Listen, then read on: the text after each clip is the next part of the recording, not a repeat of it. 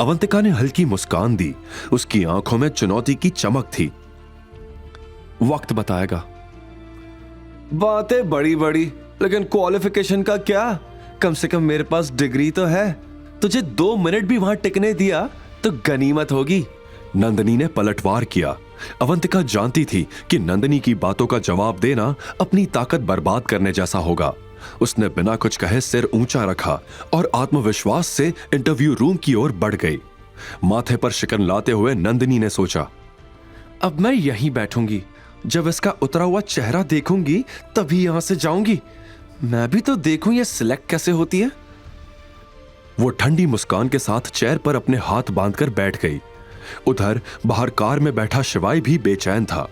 उसने महाकाल का नाम लिया और अपनी निगाहें इंटरव्यू रूम के दरवाजे पर टिका दी। हर पल इंतजार से भारी होता जा रहा था। अंदर क्या होगा? क्या अवंतिका को मौका मिलेगा या फिर उसे भी उसी तरह बाहर निकाल दिया जाएगा जैसे नंदिनी को किया गया था? अवंतिका, तुम्हें क्या लगता है तुम्हें यहां नौकरी मिलेगी? इतने बड़े सपने देखना छोड़ दो। तुम्हारे पास तो डिग्री भी नहीं है। देखना तुम्हें वो लोग कैसे दरवाजे से भगाते हैं। अवंतिका के कानों में नंदिनी की ये बातें बार बार गूंज रही थी। अवंतिका कॉन्फिडेंस के साथ कैबिन के अंदर गई। मैं come in sir? Yes, come in, have a seat, Satyaprakash ने भारी आवाज में कहा। सत्यप्रकाश की आवाज सुनकर अवंतिका एक पल के लिए सहम गई। कैबिन का माहौल बहुत गर्म था। तभी सन्नाटे को चीरते हुए सत्यप्रकाश ने कहा, तुम्हारी क्वालिफिकेशन तो बहुत कम है और कोई एक्सपीरियंस भी नहीं है। ऐसा कैसे चलेगा मिस अवंतिका? आपको यह क्यों लगता है कि आपको ही ये नौकरी क्यों मिले? सत्यप्रकाश की बात सुनकर अवंतिका ने गहरी सांस ली और अपने आप को संभाला। उसने आंखों में चमक लाते हुए जवाब दिया, सर, मेरी क्वालिफिकेशन शायद कम हो, लेकिन मैंने अपने छोटे से एक्सपीरियंस में ही कुछ ऐसा सीखा है जो शायद बड़े बड़े डिग्रीज नहीं सिखा सकते। मैंने अपनी पिछली इंटर्नशिप के दौरान एक ऐसी मार्केटिंग स्ट्रैटेजी बनाई थी जिससे कंपनी का रेवेन्यू 30% बढ़ गया। मैंने डेटा एनालिसिस और कस्टमर बिहेवियर को समझकर एक ऐसा प्रोडक्ट लॉन्च प्लान तैयार किया था जिसने मार्केट में धूम मचा दी। और हाँ सर, मैंने आपकी कंपनी के बारे में पूरी रिसर्च की है। आपके लास्ट क्वार्टर के सेल्स डेटा में जो डिप आया है वो मैंने एनालाइज किया है।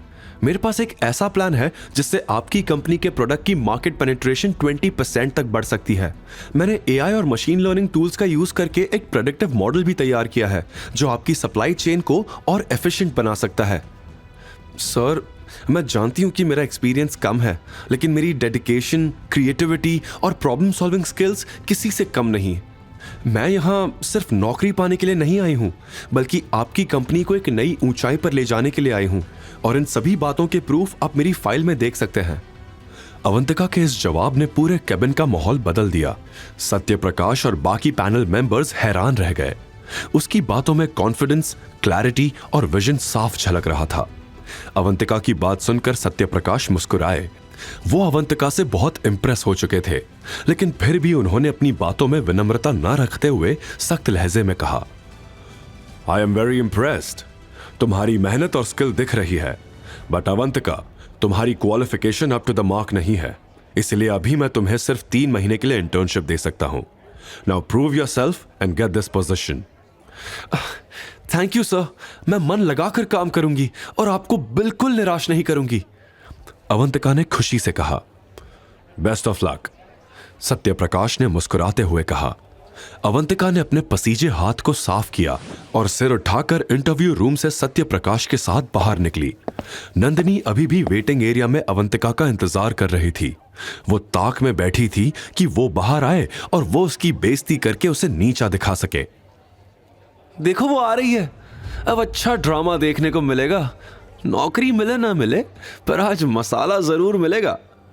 आसपास के लोग खुसर फुसर कर रहे थे, पर जैसे ही कैबिन का दरवाजा खुला वैसे ही नंदिनी और वहां खड़े सभी लोगों के चेहरे पर 12 बज गए, क्योंकि अवंतिका के साथ सत्यप्रकाश भी उसके बगल में खड़े थे। मिस अवंतिका, मुबारक हो। आज से आप इंडस ग्रुप की प्रोजेक्ट मैनेजर हैं। कल ऑफिस आकर डॉक्यूमेंट साइन कर दीजिएगा।